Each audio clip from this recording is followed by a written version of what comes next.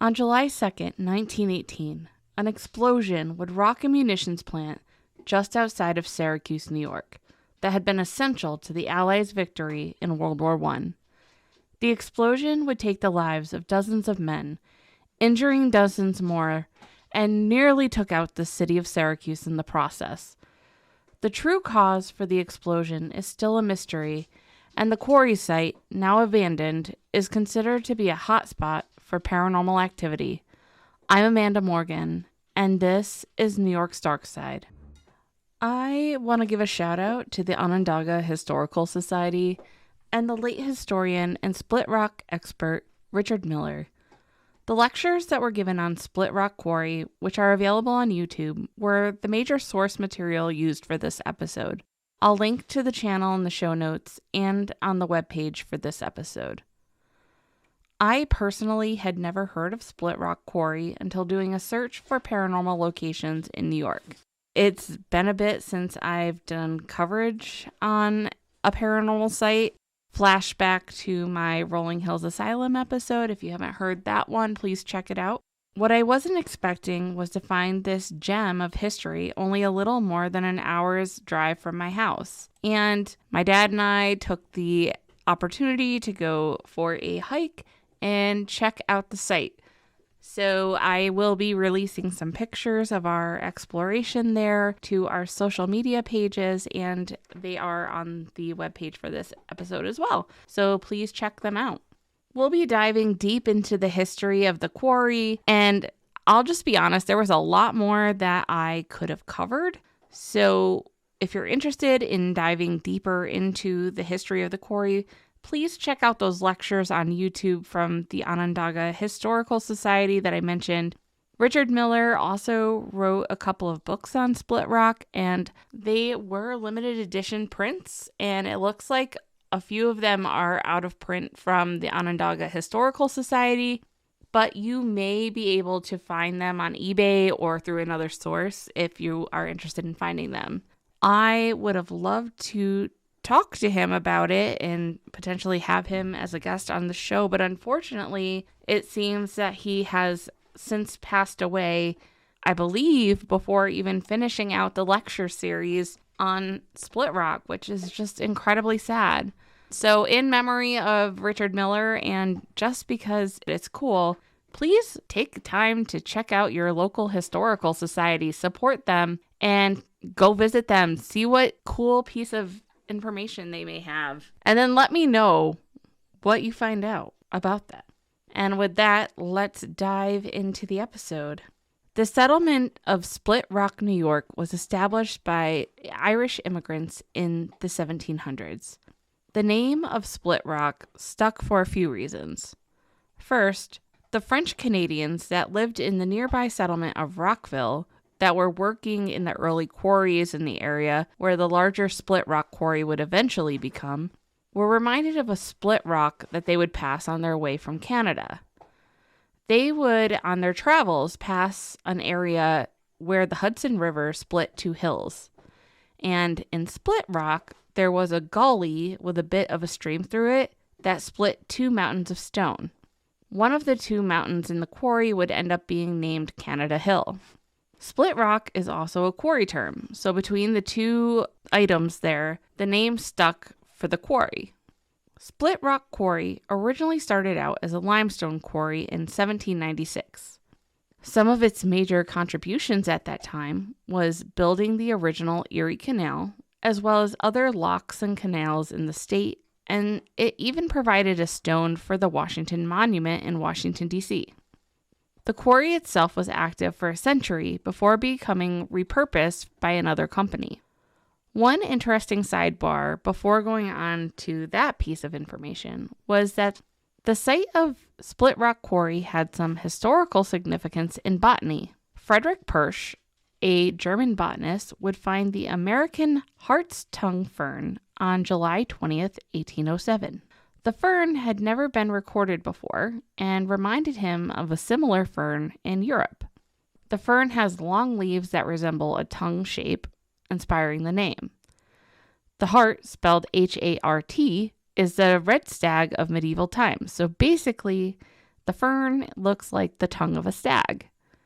To save the fern, they had tried relocating it to other areas of the state, though it sounds like that may not have worked the best, and the plant was on the endangered list for a long time. It was thought to have only been in this small area of New York, but they did find another colony in Chittenango, and more recently found large colonies of it in Minnesota. So it's been taken off the endangered list. So there's a little bit of history for any plant enthusiasts who listen. I myself am a terrible real-life gardener. I often joke that I have a black thumb and I cannot keep succulents alive for the life of me. But I am proud to say that in my current save of The Sims 4, I evolved some potatoes to magnificent quality this morning. So there is that. Okay. I've said this before, but one of the things that I have loved about doing this podcast from the beginning is that as I am researching a case, I come across other things that I want to add to my research list. And researching this episode did not disappoint. In one of the video lectures on Split Rock, Richard Miller alludes to the Filer family. In the early days of Split Rock, the Filer family was one of the later of the early settlers coming to the area. They came in the 1800s. They ran a company store, which was the center of the community, and Filer Quarry, another of those smaller quarries in the area of Split Rock. He has a picture of the children of Byron Filer in front of the general store in his lecture notes. And Byron's father was involved in the sudden death of his wife.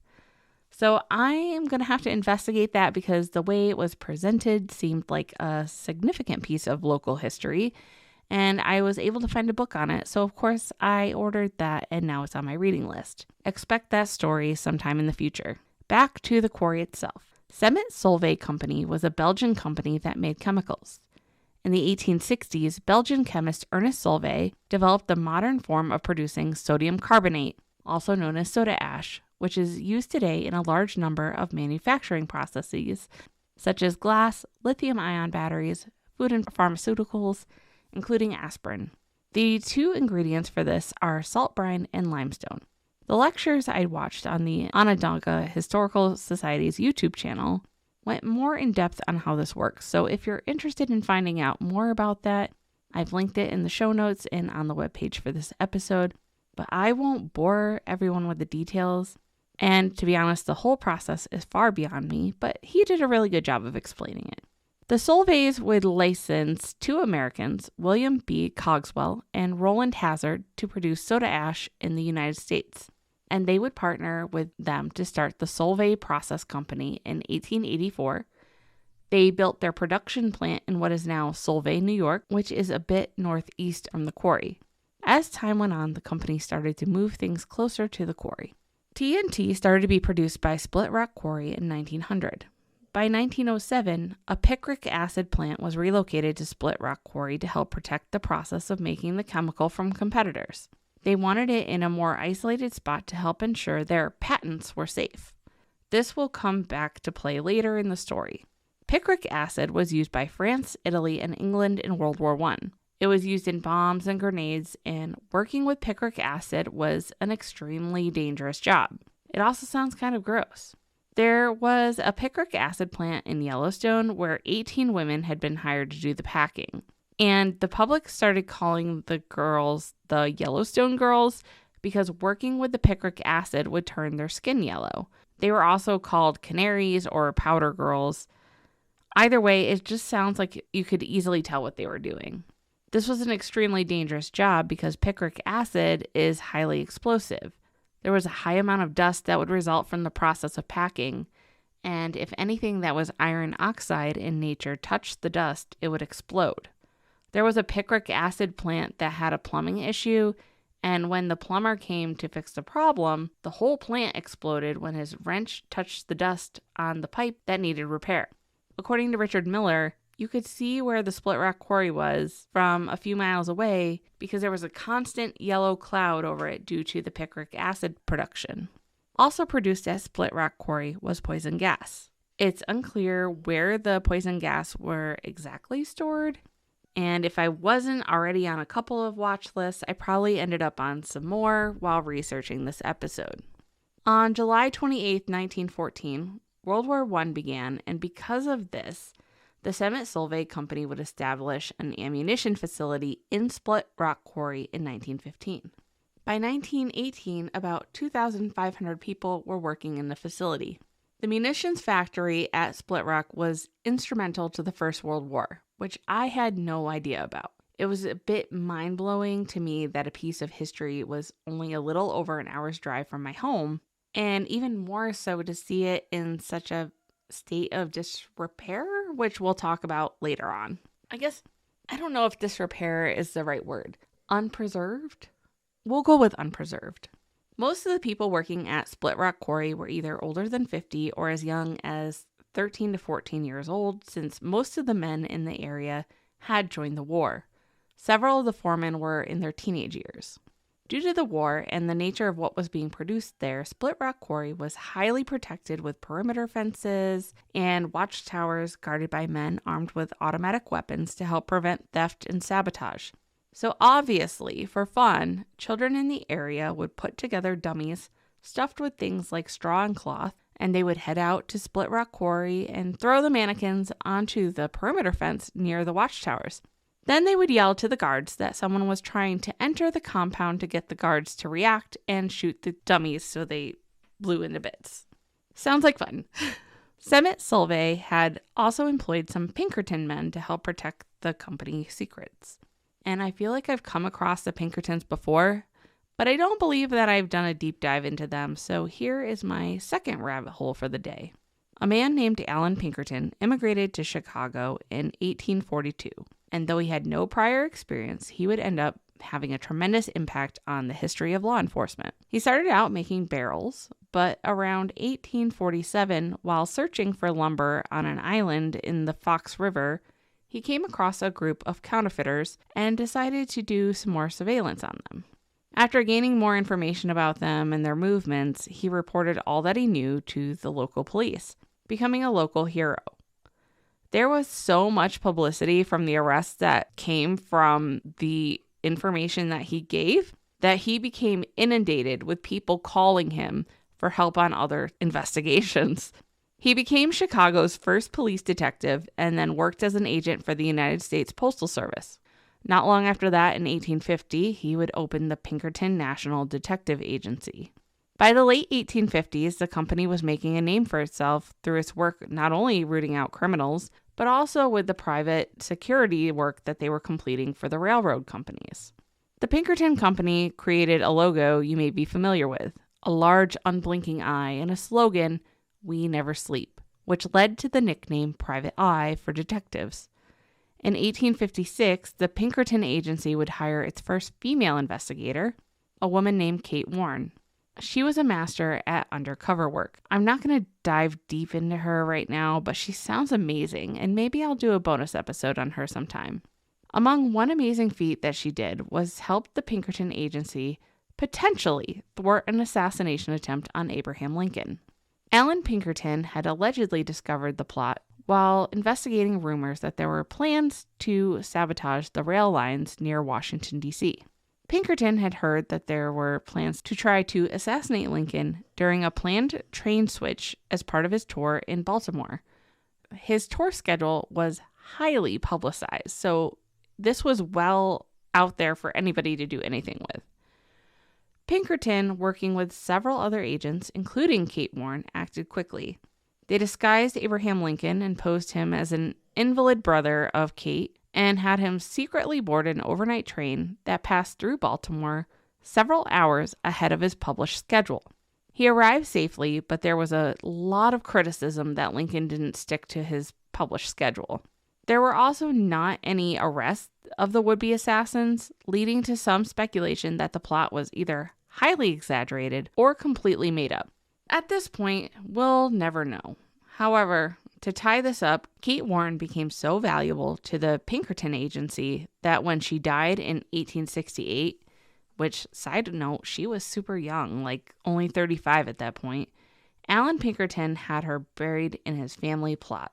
The Pinkerton Detective Agency would have the first national database for criminals, creating the mugshot and keeping track of them with their rogues gallery. They've had a lot of other contributions too, but I think it's time to get back to our story. Semet Solvay would end up buying a lot of property around Split Rock in 1916 to build railways to help bring the explosives out. A lot of the land around the area was owned by farmers, and they didn't want explosives being shipped through their land, of course.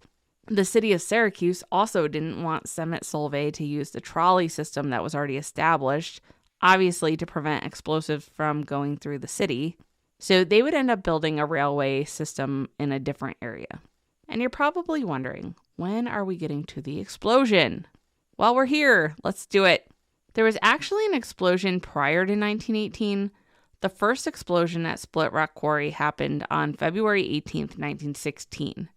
Semet Solvay Company had hired an underqualified chemist to run the company sometime around December 1915, so he lasted a long time. The chemist decided that he could easily double the production of TNT by just doubling the batches, except he neglected a very important thing, and that was to account for the additional fuel and pressure that would be produced by doing so. Due to the increased pressure, a tank would explode and threw 5 men through the brick walls of the building. Due to the weather at that time being February, and snow and sleet and all the other fun stuff that happens in February, it was very difficult for first responders to try to get to the factory to try to help the men. One of the poor men who died was working his very first shift ever in the factory, and another man had only been there a few weeks. The explosion in 1918 occurred for a different reason, and to an extent, it's still really unclear as to why, but it started in part because of a fire. Fire was not uncommon at Split Rock Quarry.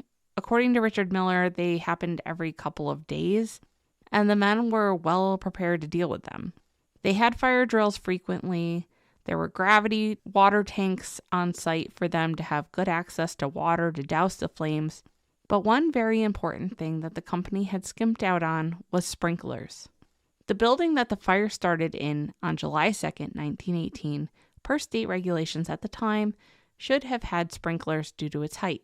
The building itself was truly 3 stories high, but the company had managed to get it classified as a 1-story building. The building itself was very open, and instead of having different floors, there were actually catwalks for the 2nd and 3rd levels of the building. The company would tell the state that the workers didn't actually have to go up into the catwalks for their jobs, and that was basically how they had gotten around having to install sprinklers. Had there been sprinklers, it's likely that this tragedy that was about to ensue would not have happened. The production of TNT in this building meant that there were constantly explosive fumes in the building as well. So on the night of July 2nd, 1918, it's believed that what started the fire was an overheated gear on a grinding machine, though there would be prevailing rumors of other causes, which we'll get to in a little bit. The building was not actually attended at the time the fire started, but the workers quickly became aware of it and got to work trying to extinguish it with hoses around 8:30 p.m. The fire would quickly spread to the structure of the building, and at this point it became out of control. To add to the problems that the workers were having trying to put this fire out, they began having issues with the water pressure. The water pressure issues would lead to a lot of speculation later that the explosion was due to sabotage, because there were conflicts in the reporting as to when the water pressure issues started. The issues with the water pressure occurred because they had multiple hoses attached that were all pulling from the same water source. So while they didn't truly lose water pressure, they lost nozzle pressure, which meant that the water was not shooting out as far as it had been. The fire continues to get out of control, and the men at that point are told to run for their lives.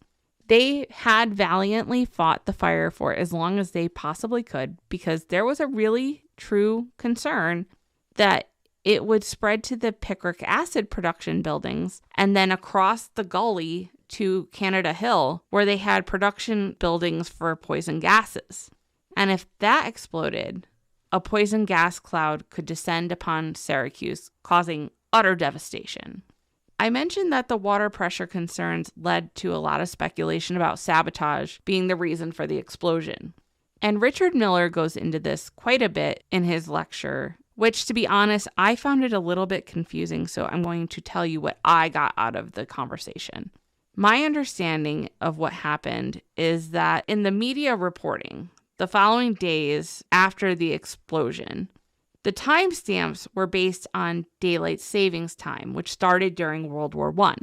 The company did not follow daylight savings time.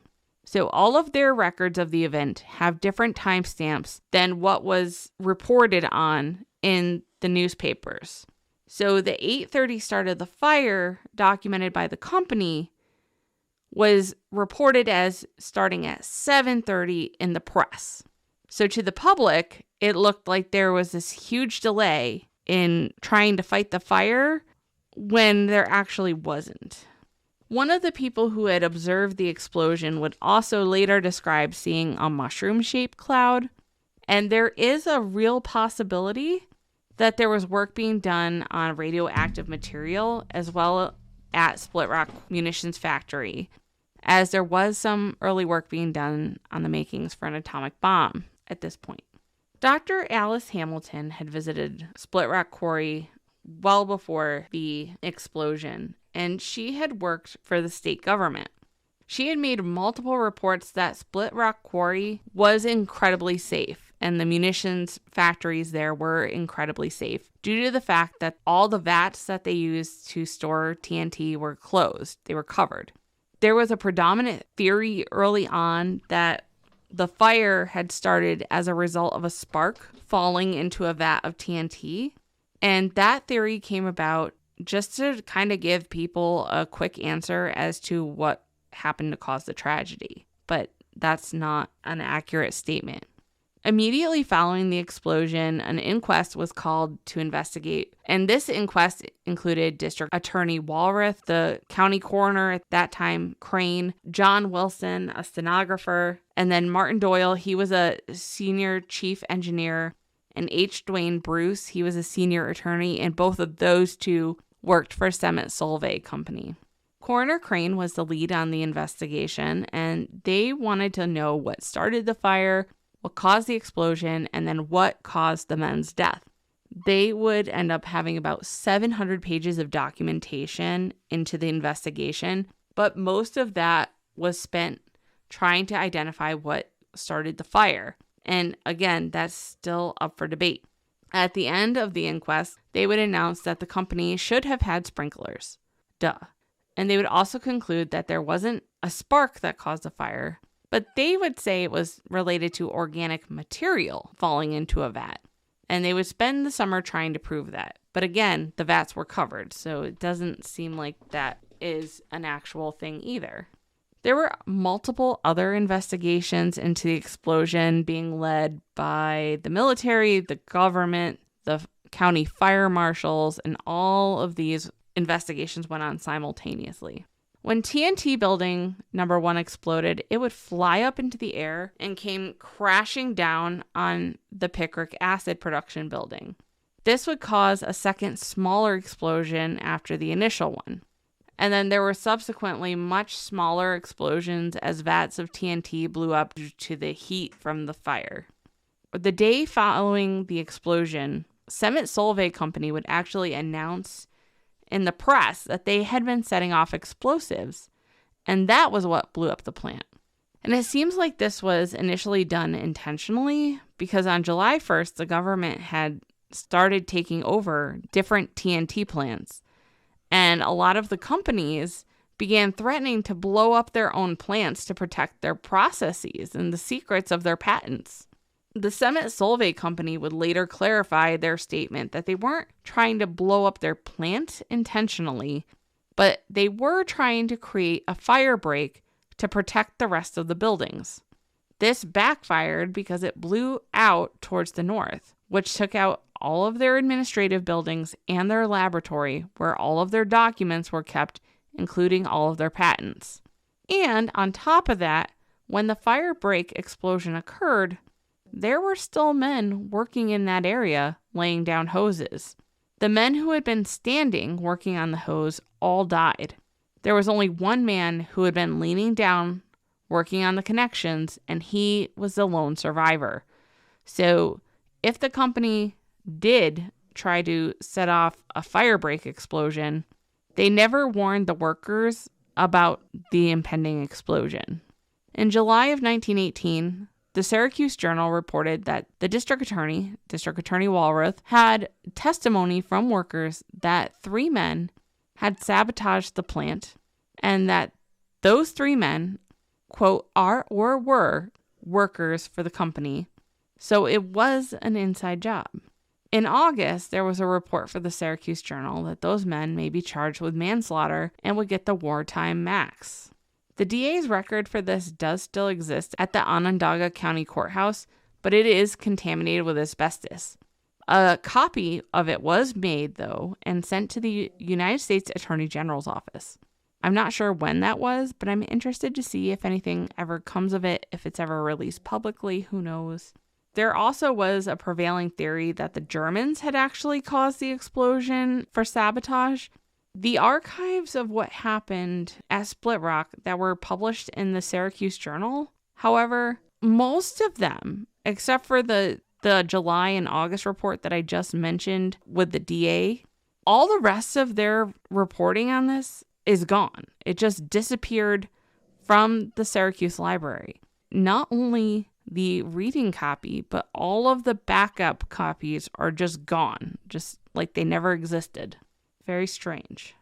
60 men officially were on the record as being killed due to the explosion. Initial reporting had 65 dead with 50 injured. They were able to get counts early on because they did multiple roll calls, though there would later be confusion regarding how many people were missing after the explosion, and there's a reasoning behind that we'll get to in a little bit. 2 of the men killed were Pinkerton men. And this is really sad because their remains were actually switched for a period of time. One of the Pinkerton men with the last name of Crowley was from Watertown, New York, and he was shipped home to his mother and subsequently, had the funeral, buried him. A week later, after he's buried, Coroner Crane came to his mother's door and told her that she had been given the wrong body, and that the man she had buried was actually another Pinkerton man with the last name of Baxter. So they then needed to exhume her son, or who she thought was her son, and replace his remains with other remains, and the remains of Baxter were returned to the morgue. So just so heartbreaking. I can't imagine. It wasn't just factory workers that were killed in the explosion. There were also government workers, researchers, and at least one soldier whose name was on the roster at Split Rock, but his body was never found. So again, just incredibly sad. The reason that there was so much confusion with how many men were missing after the explosion was because people were giving fictitious names of employees to try to get into the morgue to view the horribly dismembered bodies from the explosion. And some of the papers at the time had even interviewed men who were bringing their dates to the morgue to view horribly dismembered bodies. I'm sorry, but that does not sound like my idea of a good time on a date. That's just going to be a no from me. Later reporting would say that over 100 men were injured or missing, and there's no record of how many of the injured died because of the explosion after the fact, either related to their injuries or from inhalation of the toxic gases that resulted from the explosion. So yes, there were 60 that died initially, but more could have died later on. On the railroad tracks near the plant, they found 8 Winchester rifles, just abandoned. And the Syracuse Journal would come out again and report that there were still 8 missing men that they needed to go find when the vats cooled down enough for an actual search. However, Coroner Crane at this time refused to take them because he had the bodies he was expecting already. So They would end up finding these 8 missing men, and I'm sure they found more, but they had to put their remains into duffel bags and just leave them along the ledge at Split Rock because the coroner refused to take them. What the fuck? There were also reports that you can still, to this day, find body parts of workers from the explosion. When I went with my dad, we did not find any, thankfully. But according to Richard Miller, when he was going up there around the times of his lectures, he was still finding pieces of body. There was also one man who tried to fake his own death, and his widow would actually end up being awarded damages. This man fled to California, and by pure coincidence, someone who had worked with him at Split Rock Quarry happened to run into him while he was out looking for a job, and he reported him back to Summit Solvay. So this guy ended up getting caught, and it's just a good reminder that it's a small world out there, people. To this day, there are still 15 unidentified sets of remains from the Split Rock explosion. The 15 unidentified were all buried in a single grave at Morningside Cemetery in Malone, New York. They had a funeral ceremony that included a rabbi, a Catholic priest, and a Protestant minister to try to cover everything for them with their final rites. There's also a memorial at the cemetery with the names of the deceased workers. The man who faked his death was caught before the memorial was placed, so his name does not appear on the memorial, in case you were wondering. One other really sad fact is that Summit Solvay Company did not carry workers' compensation, even though it was a state law. The company had to pay damages to the widows, which ended up being a ridiculously small amount of money. $6 a week, plus an additional $2 a week if the widow had a child. These payments did not fall into an inflation clause, so what they got just remained as it was without ever being adjusted for inflation as time went on. The families also had to cover their own funeral expenses for their loved one. If a widow remarried, the payments stopped. So I ran the conversion for $8 in 1918 to 2024, and it equates to $166.39 a week in US dollars for 2024 for a woman and a child.